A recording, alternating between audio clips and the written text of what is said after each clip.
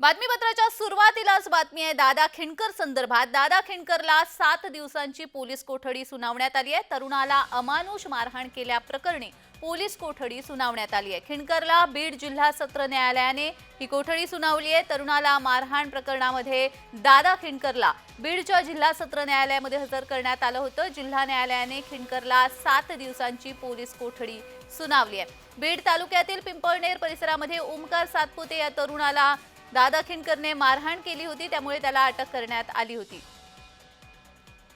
तर ही अटक प्रक्रिया पूर्ण झाल्यानंतर त्याला न्यायालयामध्ये हजर करण्यात आलाय। तर कोण आहे दादा खिंडकर आपण पाहतोय। दादा खिंडकर बीड तालुक्यातील बाभुळवाडी गावचा सरपंच, धनंजय देशमुख यांचा साडू।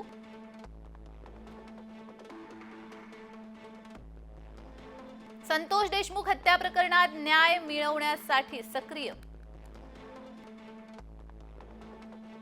दादासाहेब खिंडकरवर अनेक ठिकाणी गंभीर गुन्हे दाखल आहेत।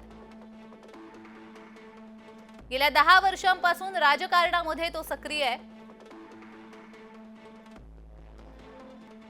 खिंडकरच्या ताब्यातील ग्रामपंचायतीमध्ये अनेक वाद आदी भांडणं समोर येत आहेत।